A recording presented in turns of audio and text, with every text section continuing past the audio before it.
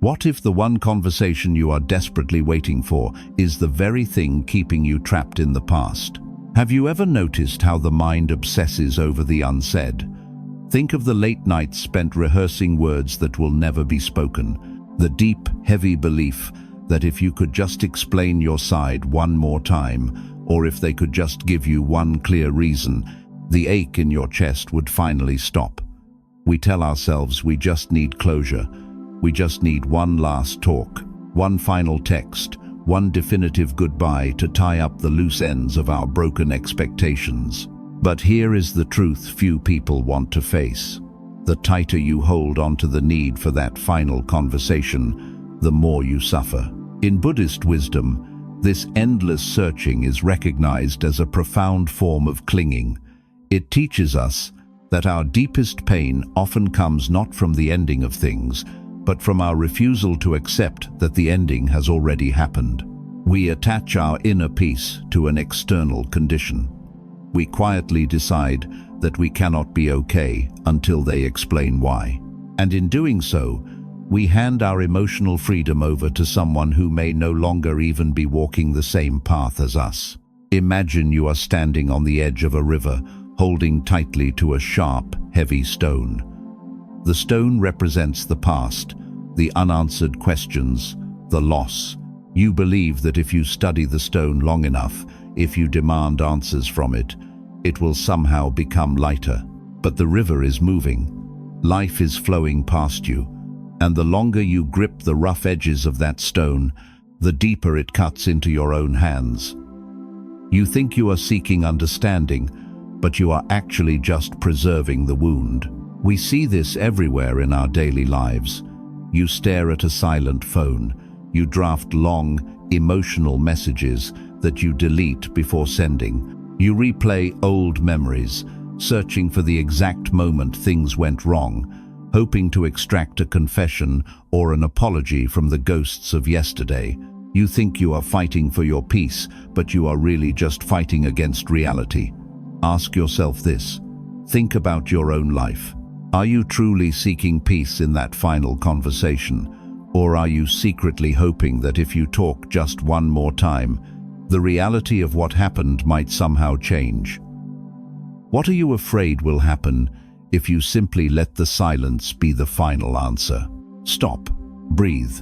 Let that sink in. You do not need another person to validate your pain for it to be real. You do not need their apology to begin your own healing.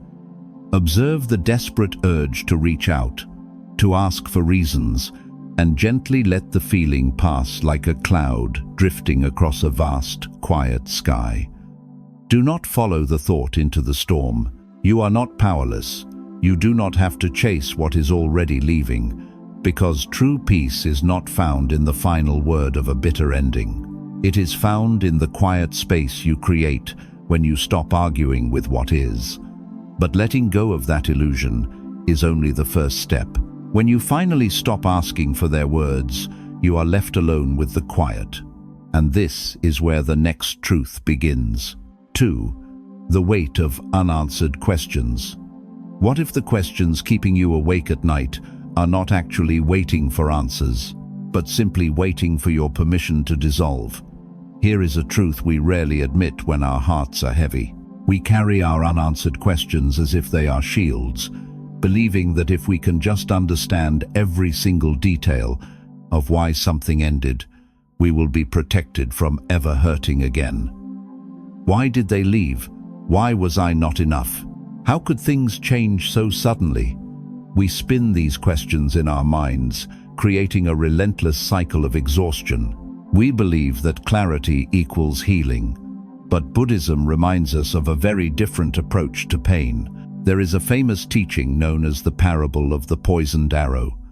Imagine a person who has been struck by a toxic arrow. A healer rushes to their side to remove it, but the injured person stops them. They refuse to let the arrow be removed until they know exactly who shot it, what kind of wood the bow was made from, and why the shooter decided to target them. What happens? The person suffers not from the lack of answers, but from the poison they allowed to remain. While they were demanding an explanation, This is what we do to ourselves when we demand closure from a situation that has already wounded us. The pain is the arrow. The obsessive questioning is the refusal to let it be removed. Imagine standing in a long, quiet hallway. Behind you are beautiful memories, but in front of you is a heavy, locked door. You stand at this door, knocking relentlessly, exhausting your hands, shouting into the silence to ask why it was locked. You become so consumed by the locked door that you fail to realize the hallway is filled with other open doors, bathed in sunlight, leading to new paths. The tragedy is not that the door is locked. The tragedy is the time spent standing in the dark, demanding an explanation from a piece of wood. We do this in our modern lives constantly. We reread old messages. We analyze a changed tone of voice. We dissect the final weeks of a relationship, trying to apply logic to human emotions that are, by nature, shifting and impermanent. We think we are being analytical, but we are actually just keeping the wound open. We trap ourselves in a cycle of overthinking, hoping that the right insight will suddenly wash the grief away. Ask yourself, think about the question that haunts you the most. Is trying to answer it bringing you any closer to peace? Or is it simply keeping you tethered to a version of the past you cannot change? What if you decided, right here and right now, that you are allowed to move forward without ever knowing why? Pause. Breathe. The next time the desperate need for an answer arises, observe it. Do not fight it, but do not follow it. Watch it rise like a wave, and then let it break gently on the shore. You do not need to figure out the past, to be safe in the present. Because true healing does not begin when you finally understand why you were hurt. It begins when you decide that you no longer need to know. But releasing the questions is difficult when society tells us that closure is a gift that must be given to you by someone else. And this is where the next truth begins. 3. The myth of external closure. What if the closure you are desperately waiting for is not a gift someone else can give you, but a quiet decision you must make for yourself? We have been conditioned to believe in the illusion of perfect endings. We are taught that every painful situation requires a resolution, a mutual understanding, or a sincere apology before we are allowed to move on. So, we wait. We wait for a message that never arrives. We wait for them to suddenly realize the depth of the hurt they caused. We put our own healing on pause, convinced that the key to our emotional freedom is sitting in someone else's pocket. We make our peace conditional upon their actions. Buddhist wisdom teaches us the profound danger of placing our inner peace in the hands of the external world. The external world is inherently impermanent and unpredictable. People change, feelings fade, and our expectations are rarely met exactly as we wish. If your serenity depends entirely on the words or actions of another person, you will always be a prisoner to their choices.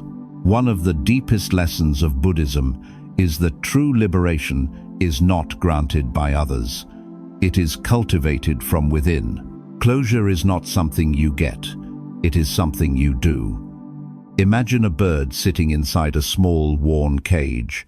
One day, the door to the cage is left wide open, but the bird refuses to fly away. Instead, it waits. It waits for the person who built the cage to return, to apologize for trapping it, and to formally give it permission to leave. The vast, infinite sky is right there. The wind is waiting. But the bird remains trapped not by iron bars, but by its own stubborn demand for a proper ending.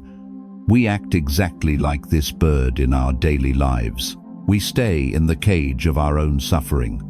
We constantly check social media, looking for signs of their regret.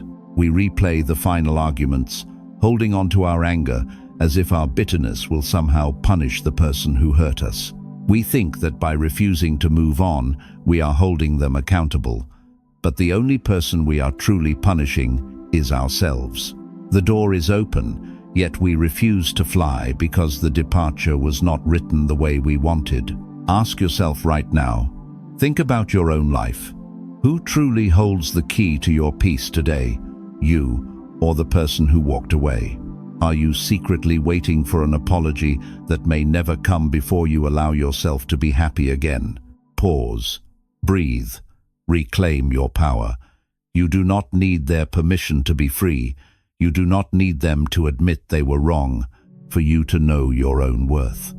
Let the feeling of waiting rise.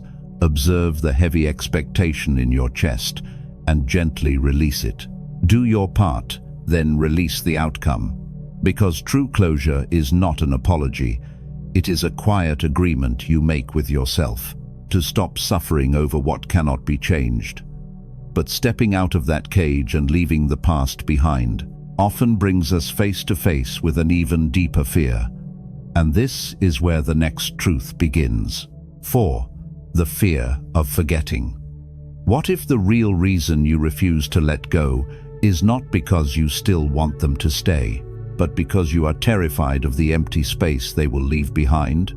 Here is a truth that is deeply uncomfortable to admit. Sometimes we hold on to the pain of a missing closure because it is the very last connection we have to someone we loved. We believe that if we stop seeking that final conversation, if we stop hurting, they will simply fade into a memory, and that terrifies us. We convince ourselves that moving on means the relationship meant nothing. We wear our grief like a badge of loyalty, terrified that if we drop the heavy weight of sadness, we will be left with nothing but an unbearable, quiet void. In Buddhist thought, this is a deep misunderstanding of how life flows. Buddhism teaches the reality of impermanence, the truth that everything arises and eventually passes away. But letting go does not mean erasing the past. Non-attachment is not cold indifference or a forced forgetting. It is the profound realization that you do not have to carry the heavy ashes of yesterday to honor the fire that once burned. You are allowed to let a memory be just a memory, without needing it to be a living, breathing part of your present. Imagine standing beneath a great ancient tree in the middle of autumn. The leaves have turned a beautiful, brilliant gold, but the season is changing. The wind blows, and the leaves begin to fall. Instead of letting them rest on the ground, you frantically run around trying to catch them. You try to tape the dead leaves back onto the branches, exhausted and desperate, believing that if the tree is bare, it means the tree is dead. But the tree is not dead. It is simply resting. It is letting go so that something new can grow when the spring arrives. We do this in our modern lives every day. We scroll through old photos. We reread old text threads that make us cry. We listen to music that pulls us backward, intentionally breaking our own hearts over and over. We think we are preserving the love, but we are only preserving the suffering. We are taping dead leaves to bare branches, terrified of the winter, terrified of the quiet. Ask yourself, think about your own life. Are you holding on to this pain because you think it is the only way to keep them close? What are you truly afraid will happen if you finally let yourself stop hurting? Is this memory bringing you peace, or is it just feeding your fear of the present moment? Pause, breathe. Let the feeling rise without making it your identity. You do not have to force yourself to forget. You simply have to stop building a home inside the memory. You can remember them and still walk away. You can cherish what was beautiful without needing to drag it into tomorrow. Because peace is not the absence of memory, it is the ability to remember without suffering. But accepting this quiet space means facing the reality of what happens when we stop waiting at the threshold. And this is where the next truth begins. 5. The wisdom of the open door. What if the harder you try to make someone understand your pain, the further you pull yourself away from your own healing? Here is a hard truth about human nature. When we are hurting, we deeply crave validation. We believe that if we can just explain ourselves one more time, with the right words and the right emotion, the other person will finally see our worth. They will finally acknowledge their mistake. So, we stand at the threshold of a connection that has ended, blocking the exit, demanding a final conversation that will somehow make the departure feel fair. We think we are seeking mutual understanding, but in reality, we are trying to control their perception of us. We exhaust ourselves trying to negotiate a peaceful exit with someone who has already emotionally checked out.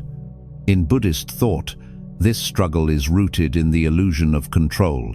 We suffer because we are attached to a specific outcome, the desire to script someone else's awakening or force them to see our reality.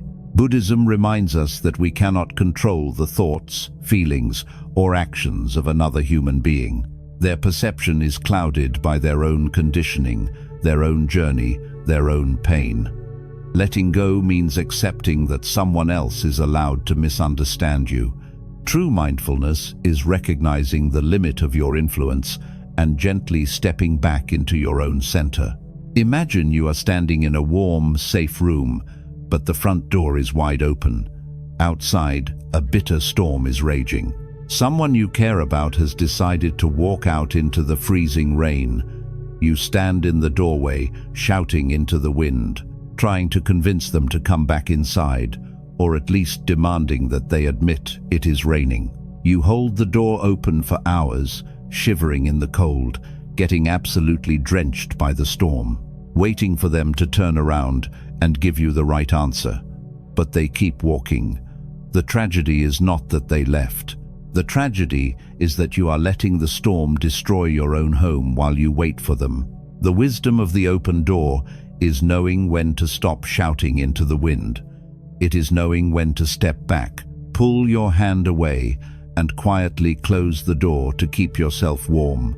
We see this every time we refuse to accept a silent rejection. Think of the long, carefully crafted paragraphs sent late at night, trying to make one final point. Think of the endless text threads where you try to have the last word, hoping to finally make them feel the exact weight of what you feel. We drain our own vital energy trying to manage how another person experiences the end of the connection. We sacrifice our peace to beg for a clarity they simply cannot provide.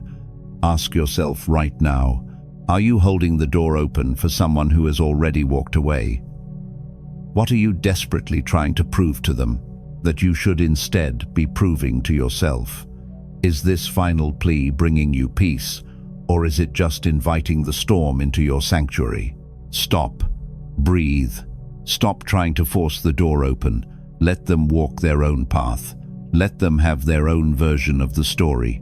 You do not need to correct their narrative to be completely whole and entirely worthy, because inner peace is not found in convincing someone else that you were right. It is found in resting safely in your own truth. But closing that door and stepping inside is not an act of bitterness. It is an act of profound self-respect that changes how we view what we lost. And this is where the next truth begins. 6. Honoring love without preserving pain. What if letting go does not mean you stop loving them, but simply means you stop hurting yourself in their name? Here is a difficult truth we rarely see when our hearts are broken. We often confuse the depth of our pain with the depth of our love. We secretly believe that if we stop hurting, if we stop desperately seeking that one final conversation, it means the relationship did not matter. We wear our suffering as proof of our devotion. We hold on to the grief, the sleepless nights, and the bitter lack of closure, terrified that if we drop the heavy weight of sadness, we are abandoning the love entirely. Buddhist wisdom teaches us to see the profound difference between love and attachment. Love is pure, spacious, and wishing well for another. Attachment is clinging, demanding, and born of fear. In Buddhist thought, letting go is not the opposite of love. It is the highest form of it. It is releasing the tight, desperate grip of attachment so that the love can remain pure, untouched by the suffering of clinging. You do not have to destroy the love to let go of the pain. Imagine a beautiful, clear river flowing gently toward the vast ocean. While the river flows, it brings life, beauty, and peace. But if you try to build a massive stone dam to trap the river and keep it all for yourself, the water stops moving. It becomes stagnant, heavy, and destructive. The pressure builds until it tears the landscape apart. The river was beautiful precisely because it was moving. To truly honor the river, you must let it flow past you. You can stand on the bank, appreciate its beauty, and bless its journey toward the sea without needing to capture it in a jar. We try to bottle the river in our modern lives constantly. We try to force one last meaningful text. We demand that they acknowledge our shared history. We try to make them feel the gravity of what is ending. We think we are fighting for love, but we are only fighting for control. We turn a beautiful chapter of our lives into a source of daily bitterness, polluting the very memories we claim we want to protect. Ask yourself, think about your own life. Are you truly holding on to the love, or are you just holding on to the loss? What if you could keep the beautiful memories, the lessons, and the warmth, but gently put down the suffering? Is it possible to say quietly in your own heart, "I loved you, and I release you"? Pause, breathe. Feel the difference between the quiet lightness of love and the exhausting weight of holding on. Observe the urge to grip tightly and slowly open your hands. You can honor what was without destroying what is. You can cherish the connection and still let the person walk away. Because the truest way to honor a completed chapter is not to suffer endlessly over its final page, but to gracefully close the book. But closing the book requires us to embrace a kind of quiet that feels unnatural in a loud world, and this is where the next truth begins. What if silence is not an empty void waiting to be filled with an apology, but the exact space where your healing finally begins? Here is a truth we deeply resist when we are consumed by the need for closure. We treat silence as an enemy. When communication ends, we panic. We feel an overwhelming urge to send one last message, to check their status one last time, to fill the quiet with our side of the story. We interpret their silence as a deep disrespect or as a painful puzzle that we must solve. We view the quiet as a weapon that is being used against us, and so we exhaust ourselves trying to break it. We believe that if we can just force a dialogue, we can regain a sense of control over our own heartbreak. But Buddhism reminds us of a very different relationship with the quiet. In Buddhist practice, silence is not an absence. It is a profound presence. It is a mirror. Buddhism teaches us that the frantic urge to speak, to react, to demand a final word, often comes from the mind's fear of stillness. We are afraid to sit quietly with our own pain, so we try to project it outward onto someone else. To practice silent release is to accept that letting go does not require a grand, dramatic declaration or a mutual agreement. It is a quiet, internal yielding. You do not need their participation to gracefully release them. Imagine you are standing at the edge of a small, still lake. A heavy stone is dropped into the water, and instantly the bottom stirs, making the water cloudy and dark with mud. Your instinct might be to plunge your hands into the water, trying to manually smooth out the ripples, attempting to push the dirt back down to the bottom. But the more you thrash your hands in the water, the murkier and more chaotic the lake becomes. The only way the water will ever become clear again is through absolute stillness. You must step back, sit quietly by the edge, and allow the dirt to settle on its own. We do this in our modern relationships every time we refuse to let the silence simply be. We feel the anxiety of an unresolved ending, so we stir the water. We write the long emails seeking finality. We try to negotiate a peaceful exit with someone who is no longer listening. We stir the mud, hoping our frantic, desperate actions will somehow bring the clarity we crave. But the clarity only comes when we finally stop reaching in. Ask yourself, think about your own life. Are you still plunging your hands into the dark water, trying to force it to be clear? Are you terrified of what you will feel if you simply sit quietly by the edge of the lake and let the ripples fade on their own? What if their silence is not a punishment, but a safe space for you to finally rest? Pause, breathe. The next time the panic of an unresolved ending hits you, do not rush to fix it. Let the feeling rise without acting on it. Do not send the message. Do not make the call. Just watch the urge rise and fall like a passing cloud in a vast sky. You can stop fighting now. You can let the water settle, because true release is not loudly announced to the person who hurt you. It is quietly felt when the internal struggle finally ends. But embracing this complete stillness leads to the final and most beautiful realization about what remains when the storm entirely passes. And this is where the final truth begins. 8. Letting life move forward.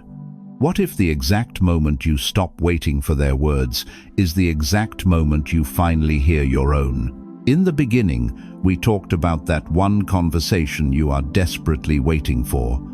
The heavy, exhausting belief that a final explanation, a text, or a mutual goodbye is the only thing standing between you and your peace.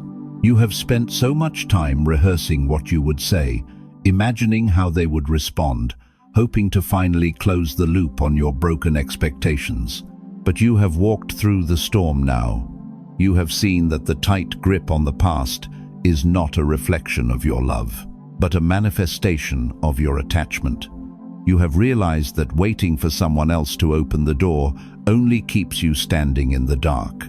Buddhism teaches us that the ultimate freedom is found in complete acceptance of the present moment. True non-attachment is not about losing something precious.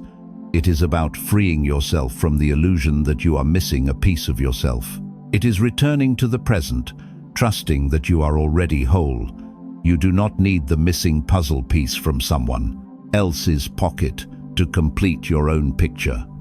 Your self-respect, your value, and your serenity have always belonged to you. Imagine a small boat that has been tied tightly to a wooden dock during a terrible storm. The waves are crashing, and the ropes are violently pulling and straining against the wood. You keep standing on the dock, desperately trying to repair the frayed ropes, believing that if the boat breaks free, it will be lost forever. But the dock is splintering. The struggle is destroying everything. What if the safest thing to do is to stop fighting the storm and simply untie the knot? The moment the rope drops, the boat does not sink. It stops thrashing. It catches the current. It finally drifts out of the turbulence and into the vast, calm, open water. You are the boat, and the need for closure is the frayed rope. Letting go is simply untying the knot. You no longer need to wait for a final conversation to give you permission to sail. You no longer need to preserve the pain to prove that the chapter mattered. Ask yourself one final time. Look at how much energy you have spent trying to fix an ending that has already happened. You have survived the loss. You have carried the weight. Are you ready to put it down? Pause, breathe. Place your hand over your heart. Release the heavy stone you have been holding for so long. You have permission to be happy again. You have permission to move forward, right now, exactly as you are, without ever receiving the apology you thought you needed. Let the silence be enough. Let the past remain in the past. If these lessons touched your heart, share this video with someone who may need a little more peace today. You can let go now.